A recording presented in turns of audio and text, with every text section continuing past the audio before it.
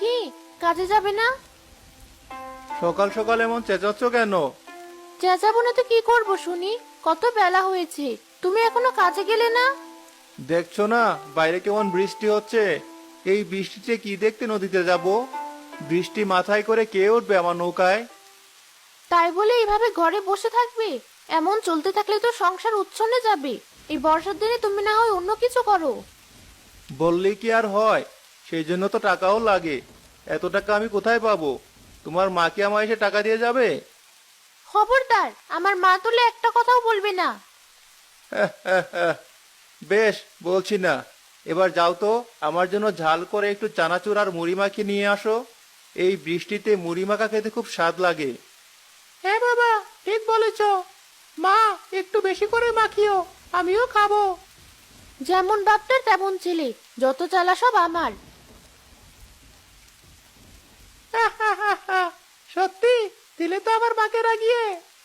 আরে দূর, ও কিছু না। জানিসই তো, তোর মাকে না রাগালে আমার আবার ভাত হজম হয় না। সেটা হয় বুঝলাম, কিন্তু দেখো আজ দুপুরে ভাত চটে কিনা। বাবা ছেলে আবারও হেসে উঠল। ওদিকে রান্নাঘরের আগে কটমট করতে করতে রেহানা মুড়ি মাখাচ্ছিল। কোথায় দুপুরে রান্না চড়াবো তা না, তাদের এখন মুড়ি মাখিয়ে দিতে হবে। দেখবো আর কতদিন এই আরাম চলে। তখনই এক বুড়িমা ছাতা মাথায় দিয়ে তাদের উঠোনে এসে দাঁড়ালো। মা রেহানা, কোথায় গেলি? বাইরে আয় মা। আরে, মায়ের গলা মনে হলো, কিন্তু এই অসময়ে মা আসবে কোথা থেকে? কোথায় গেলি? তাড়াতাড়ি একবার বাইরে আয়। এ কি মা, তুমি? হ্যাঁ মা, তোরা তো আর যাবি না, তাই আমি চলে এলাম।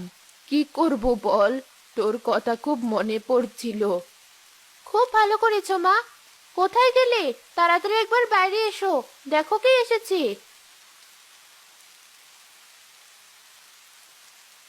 মা, আপনি এই অসময়ে? কেন বাবা, আমি এসে কি তোমায় বিপদে ফেলে দিলাম? কি যে বলো না মা, ভেতরে এসো। এই যে বাবা, বস্তাটা ভেতরে নিয়ে যাও। এতে আম, নারিকেল আর তোমাদের জন্য কিছু পিঠা এনেছি। এইসবের কি দরকার ছিল মা? কি যে বলো না বাবা, মেয়ের বাড়ি কি আর খালি হাতে আসা যায়? এতে কিছু মাছও আছে, তাড়াতাড়ি বের করে কেটে ফেল মা, নইলে আবার নষ্ট হয়ে যাবে।